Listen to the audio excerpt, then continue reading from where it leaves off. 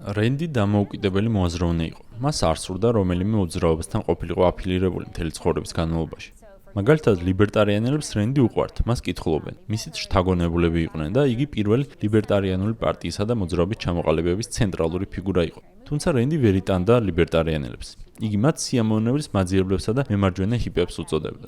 იგი ფიქრობდა, რომ ლიბერტარიანელები მის იდეებს არასწორად იყენებდნენ, ამიტომ არ სურდა მათთან ასოცირება. მას მხოლოდ მის მიერ შექმნილ მოძრაობასთან, ობიექტივიზმთან ასოცირება სურდა. მაგრამ მე როგორც ისტორიკოსი, ამერიკული აზროვნებისა და ინტელექტუალური აზროვნების მკვლევარი, მას თავისუფლად მიუჩენდი ადგილს კლასიკური ლიბერალურ ტრადიციაში. თუ მთლიანობაში შევხედავთ მისი ნაზრების გავლენას ამერიკულ ისტორიასა და დასავლურ აზროვნებაზე, იგი ნამდვილად მიეკუთვნება კლასიკურ ლიბერალურ ტრადიციას.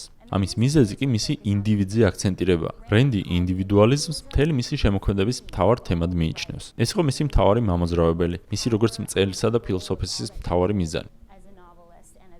ინდივიდი იყო ყველაფრის დასაწყისი და მისგან მომდინარეობდა დანარჩენი. რენდმა პირადი გამოცდილებიდან იცოდა თუ რა ხდება, როდესაც კოლექტივს ინდივიდზე მაღლა აყენებენ. იგი გაიზარდა კომუნისტურ რუსეთში და 12 წლის იყო, როდესაც მამამისს ბოლშევიკებმა აფთიაქი ჩამოართვეს.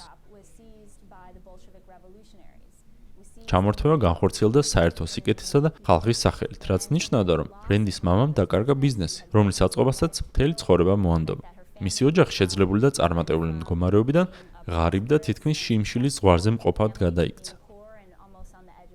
მან პირველივე წუთიდან იცოდა, რომ ეს ფუნდამენტურად უსამართლო იყო, რადგან მისი ოჯახის მიერ საქმეს ჩადებული მძიმე შრომა არაფერს წარმოადგენდა.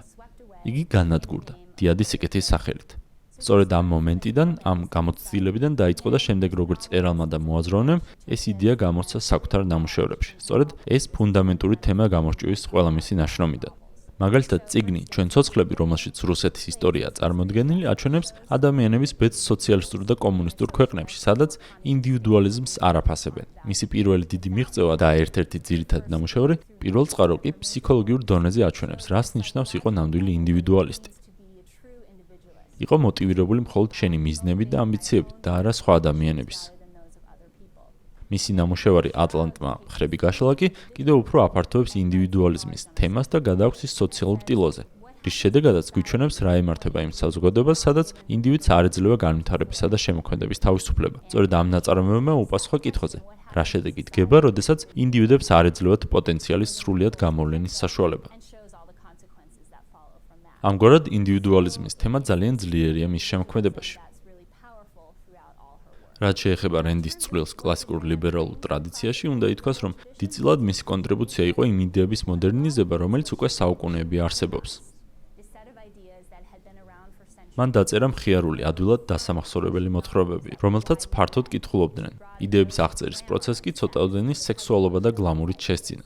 ეს ძალიან მნიშვნელოვანი იყო, რადგან როცა მან 1930-40-იან წლებში წერა დაიწყო, კლასიკური ლიბერალური იდეები ნაკლებად პოპულარული იყო, განსაკუთრებით შეერთებულ შტატებში. ისინი მოძველებულად, ვადაგასულად და გამოსადეგრად მიაჩნდა და ძალიან მნიშვნელოვანი იყო ახალგაზრდა, დინამიური და პოპულარული მწერლის მიერ ამ იდეებზე მუშაობა და მათი გავრცელება. ასე რომ ნაწილობრივ ესაა, რაც რენდმა კლასიკურ ლიბერალურ ტრადიციას მოუტანა. გარდა აღნიშნულისა, მის კონტრიბუციას წარმოადგენს ასევე მოხმარებისა და განაწილების ნაცვლად წარმოებაზე ყურადღების გამახვილება. კერძოდ, რა არის საჭირო ეკონომიკაში რაიმის შესაქმნელად, როგორიცაა მაგალითად რკინიგზა, ახალი ძრავა, ახალი მეტალის შენადნობი, ან თუნდაც ახალი სიმფონია ან მოთხრობა. იგი სრულიად იყო კონცენტრირებული ამ პროცესზე და აკვირდებოდა მას როგორც ინდივიდუალურ, ისე სოციალურ დონეზე.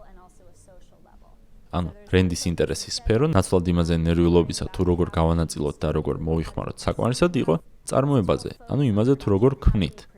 და ვფიქრობ, რომ მან თავის მოთხრობებში ადამიანურ და ყველასთვის გასაგებ ენაზე აღწერა ის, რაც მოგვიანებით ბევრმა ეკონომისტმა გაანალიზა წარმოების შესახებ, თუ რამდენად ფუნდამენტურია ის ეკონომიკისთვის.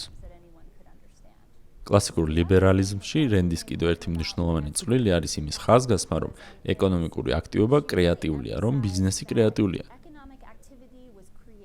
მაშინ ეს არ იყო გაბატონებული და პოპულარული აზრი, არამედ მიიჩნეოდა, რომ ბიზნესი მოსაწყენი იყო და მასში არაფერი იყო კრეატიული ან არტისტული. მან ნამდვილად დაჩვენა, რომ ნებისმიერი ტიპის სამსახურით დაწყებული დიდი კორპორაციის მართვიდან დამთავრებული ავტობუსის მძღოლობით შეიძლება იყოს კრეატიული ქმედება, რომელშიც შენ საუკეთესო მხარეს წარმოაჩენ. მაგალითად, ატლანტმა მხრები გაშალაში ერთ-ერთ სცენაში პერსონაჟი ამჩნევს კუთხიდან შემომავალ ავტობუსს, რომელსაც მძღოლი ექსპერტივით მართავს. მართალია ეს ლირიული გადახვევა, მაგრამ ძალიან კარგად გამოხატავს რენდის ფილოსოფიის არსს. ამით იგი ამბობს, რომ ყველაფერი, რასაც აკეთებ, იქნება ეს დიდი ინდუსტრიული საწაროს მართვა თუ უბრალოდ ავტობუსის ტარება, შესაძლებელია იყოს კრეატიული და მეტიც, მორალური აქტი. თუ მასში მთელს ძალისხმევას და საუკეთესო თვისებებს ჩადებ. თავად ავტობუსის მძღოლობაც კი, რომელიც თუ კარგად დაუკვირდებით, საკმაოდ რთული საქმიანობაა და შეიძლება საზოგადოებაში არასათანადო დაფასებული, მაგრამ რენდი ამბობს, რომ მისი ფილოსოფია ისევე ვრცელდება ავტობუსის მძღოლზე, როგორც ინდუსტრიულ გიგანტზე, ვინმე გენიოსზე ან ახალი მეტალის შემქმნელზე. სწორედ მან მოიტანა იმის შეგრძნება, რომ მისი იდეები კაპიტალიზმის, თავისუფალი ბაზრის და ინდივიდუალიზმის შესახებ არა მხოლოდ ელიტისთვის, ან პრივილეგირებული ფენისთვისა, არამედ ყველასთვისაა გათვალისწინებული. რენდს თავისი იდეების გარშემო სოციალური მოძრაობის შემოკრების უნარი ჰქონდა, რაც ასე ეფექტურად და ძლიერად არც მის დროს და არც შემდეგ სხვა ავტორებს არ გამოსვლია. ატლანტმა მხრები გაშალამ გამოქვეყნების შემდეგ უამრავი კრიტიკა და საშინელი შეფასებები მიიღო მემარჯვენეებისგან, მემარცხენეებისგან და ცენტრისტებისგან, თუმცა მას საოცარი გავლენა ჰქონდა მკითხველზე. მათ უყვართ ეს წიგნი. ისინი მიდიოდნენ რენდთან, თხოვდნენ მეტ ინფორმაციას ობიექტივიზმის შესახებ. შექმნეს ობიექტივიზმის კლუბები კოლეჯებში, ეცნობოდნენ სიახლეებს, სრულად მასთან ლაპარაკი. რაც შემდგომში 60-იან წლებში ძალიან მნიშვნელოვან მოძრაობად გადაიქცა. არა ის მოძრაობა, რომელიც ზოგადად ასოცირდება 60-იან წლებთან, არამედ მოძრაობა, რომელსაც თანდათან ვაღიარებთ 60-იან წლების ყველაზე მნიშვნელოვან ისტორიულ მოვლენად. სწორედ მისი იდეების გარშემო გაერთიანებული ახალგაზრდა ადამიანები შეადგენდნენ მოგვიანებით დაწყებული კონსერვატული მოძრაობის და დღევანდელი კლასიკური ლიბერალური და ლიბერტარიანული მოძრაობების ძირითად ნაწილს. ამგვარად საოცარი ირონია, რომ რენდი იყო დამოუკიდებელი მოძრაოვნე და არ უნდოდა არც ერთ მოძრაობასთან კავშირი, რეალურად კი თავად შექმნა და შთააგონა მრავალი მოძრაობა. 2009 წელს ატლანტმა მხრები გაშალა დაახლოებით 9 მილიონი ნასლად გაიყიდა, რაც ნიშნავს, რომ რენდი დღესაც აქტუალურია და შორეულ მომავალშიც კვლავაც იქნება.